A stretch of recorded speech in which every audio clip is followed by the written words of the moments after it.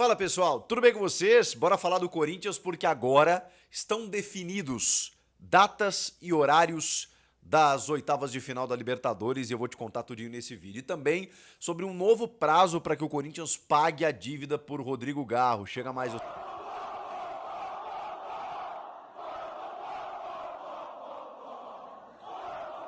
Bora atualizar a agenda aí, rapaziada. A Conmebol divulgou agora de uma forma mais, né, destrinchada, de uma forma mais específica, né, as datas e horários das oitavas de final da Libertadores, porque tudo isso depende também de grade de televisão, né? A gente tinha uma data base, já tínhamos o adversário, que é o Rosário Central, e agora sabemos que o Corinthians encara o senhor Rosário Central de Di Maria no dia 13 de agosto, 9h30 da noite. O Corinthians é o jogo da televisão, é o jogo do horário nobre, né? Então sempre vai jogar 9h30.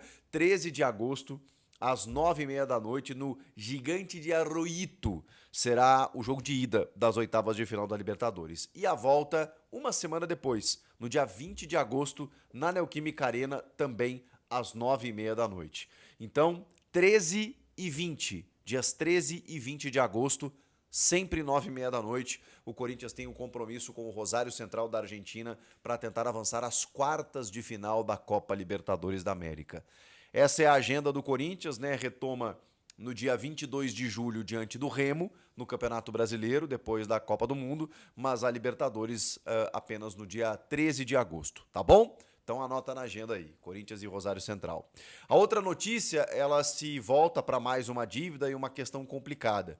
O presidente do Tajeres, o Andrés Fassi, concedeu uma entrevista para a ESPN e disse que o Corinthians agora tem um novo prazo para pagar a dívida pelo Rodrigo Garro. Por que um novo prazo? Porque o Corinthians tinha que ter pago até o dia 30 de maio, o que não aconteceu.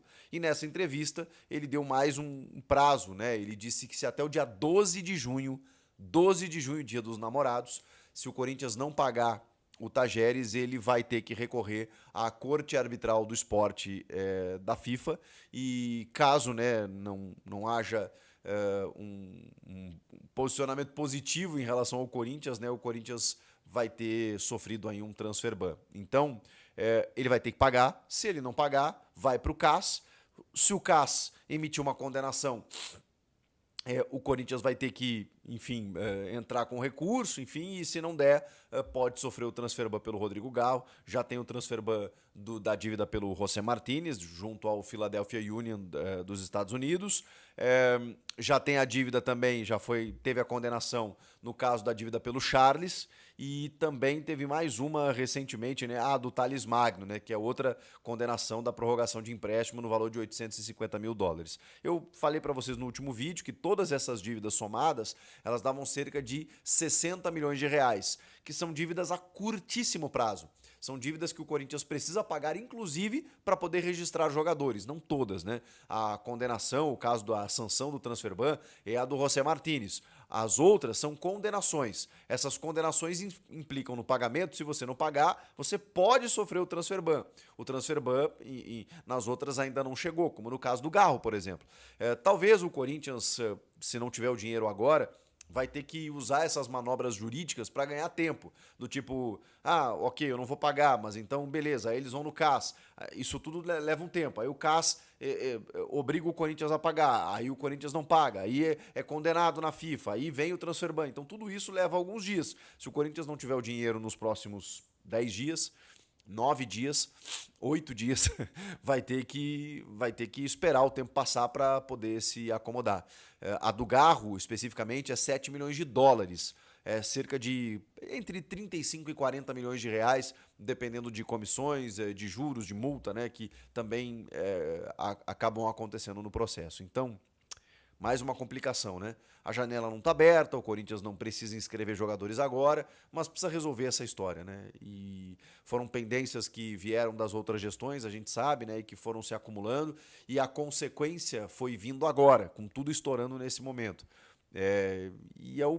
Além de você ter uma fama de mal pagador no mercado, você agora sofre sanções que travam o clube, né? O Corinthians vai precisar reforçar. porque a gente não sabe se o Memphis vai ficar, o Yuri pode ir embora, o André vai ser vendido, o Bidon é outro que pode, o Mateuzinho tem proposta, o Hugo Souza quer sair. Então, assim, o Corinthians vai ter que ir ao mercado. E não pode contratar o José da esquina se não tirar o transfer ban, porque ele não pode registrar o José da esquina. Então, assim, vai ser algo que o Corinthians vai buscar esse período aí para tentar resolver. Tá bom? Eu vou atualizando vocês sobre algumas questões no extracampo, nos bastidores que vão acontecendo durante esses dias, porque, por enquanto, o Corinthians se volta para as férias, questões administrativas rolando, né, questões mais burocráticas, né, como a renovação com a parceria que, né, detém lá o controle do estacionamento do clube, né, e que inclusive teve uma renovação, abatimento da dívida, um repasse que o Corinthians vai receber de 35% da receita do estacionamento que hoje já existe lá. O Corinthians divulgou isso também durante o dia. Então algumas questões vão acontecendo, a gente vai atualizando, vai se inteirando e vai passando para vocês, tá bom? Valeu, gente. Eu volto a qualquer momento, né? Ou na próxima. Te inscreve aí para não perder nada da Copa do Mundo e também da janela de transferências e tudo que envolve o Corinthians. Fechou? Até a próxima. Tchau!